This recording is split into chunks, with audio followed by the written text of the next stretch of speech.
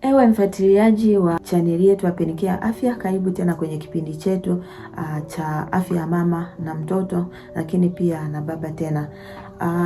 Kama ni mara yako ya kwanza kufika kwenye kipindi chetu au kufika hapa, karibu sana, lakini pia usisahau kusubscribe, kulike na kushare video hii ili watu wengi waendelee kupata elimu kupitia wewe.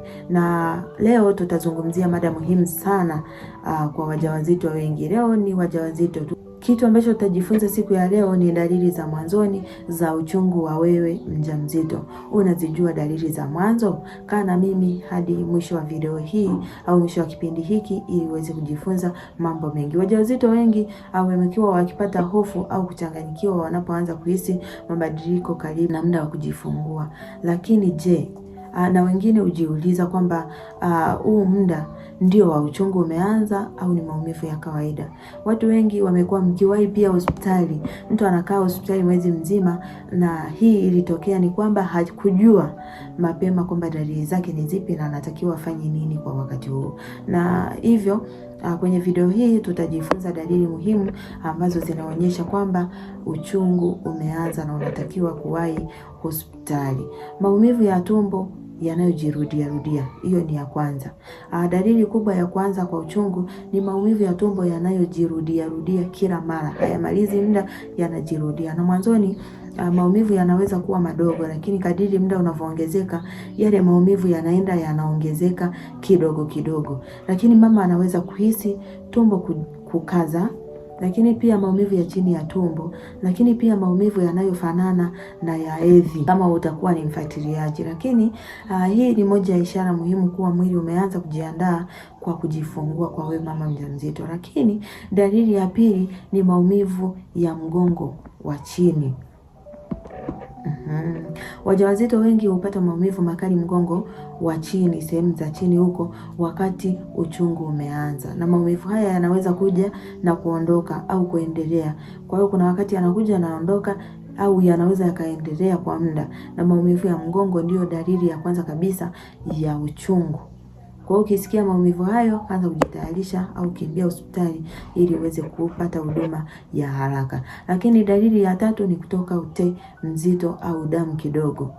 Utaona hiyo dalili. Na mama anaweza kuona ute mzito kwenye rangi ya pinki au kahawia au vidamu kidogo ukitokea ukeni. Na hii kwa mara nyingi hii hutokea mlango wa uzazi au mlango wa kizazi unapoanza kufunguka. Na dalili hii inaweza kuonyesha kuwa uchungu uko karibu kuanza au tayari umeshaanza. Kwa hiyo ufanye marekebisho au ufanye haraka ili kwenda hospitali kupata huduma haraka. Lakini 4, tunaangalia kupasuka kwa chupa ya uzazi au kwa maji ya uzazi. Na dalili nyingine muhimu ni kutoka na maji ukeni. Yanaweza kutoka kidogo kidogo au kwa mara nyingi ghafla yakatoka, na hiyo huonyesha kuwa chupa ya uzazi imepasuka. Na ukiona maji yametoka ukeni wakati ujauzito wa mwisho, ni muhimu kwenda hospitali haraka ili kupata uchungu. Lakini dalili ya 5 ambayo tutaiangalia siku ya leo ni tumbo kujaa au kukaza mara kwa mara. Na mama anaweza kuhisi tumbo linakuwa gumu hasa kwa muda alafu linaachia. Kadiri uchungu unavyoongezeka, kukaza huwa mara kwa mara, lakini pia maumivu huongezeka, lakini pia muda kati ya maumivu yanapungua yanaongezeka. Kuna muda pia yanapungua lakini yanaongezeka pia. Lakini kitu kingine, hii ni dalili kubwa kuwa muda wa kujifungua unakaribia. Fanya jambo, kimbia hospitali ili uweze kujifungua kwa haraka zaidi. Lakini dalili ya 6 ambayo tutaiangalia siku ya leo ni kuhisi mtoto kushuka chini. Na baadhi ya wajawazito hisi mtoto anashuka chini zaidi ya chini ya tumbo kabisa.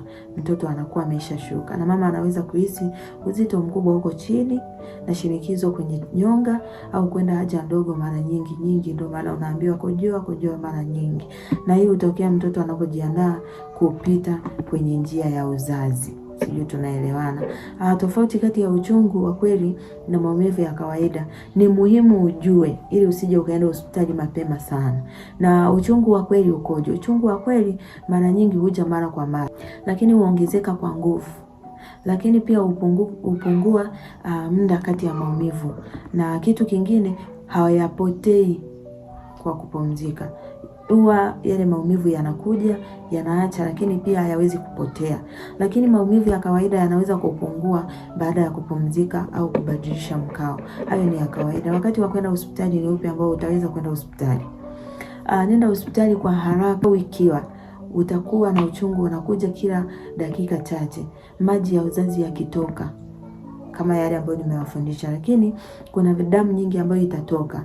Kama mtoto hachezi vizuri, au una maumivu makali sana, au unaishi mbali na hospitali, fanya uanze taratibu za kwenda haraka hospitali ili uweze kupata huduma zaidi na zaidi, na usisubiri hali kuwa mbaya sana. Hapana, unaposikia hizi dalili wahi hospitali ili uweze kupata tiba haraka. Na kama utakuwa mbali, kuna namba ambazo tumeweka hapo kwenye skrini. Jitahidi sana kutupigia simu ili tuweze kukupa ushauri wa haraka zaidi. Nahitimisha kwamba wewe mama mjamzito, dalili za mwanzoni za uchungu zinaweza kuwa nyingi, lakini kuna hizi ambazo nimefundisha 6 ambazo ni muhimu sana, kwamba maumivu ya tumbo yanayojirudia, kuna maumivu ya mgongo wa chini, kuna kutoka ute au damu kidogo, kuna kupasuka kwa maji ya uzazi, lakini kitu kingine, tumbo kukaza mara kwa mara na kuhisi mtoto kushuka chini. Hizo dalili unatakiwa uzishikilie na uzijue, ili inapokuja kutokea usije ukachanganya maumivu ya kawaida na dalili za kujifungua. Asante sana kwa kutazama video hii mpaka mwisho wa kipindi chetu, lakini usisahau kulike, kusubscribe, lakini pia kushare video hii ili uweze kufundisha watu wengi na uweze kupata somo kutoka kwao. Lakini ningeomba utuandikie kwenye comment, je, wewe ulianza kupata dalili gani kabla ya kujifungua, au kuna kitu chochote ambacho unakiona kama wewe ni mjamzito? Tushare ili tuweze kupata somo zaidi na zaidi. Asante sana.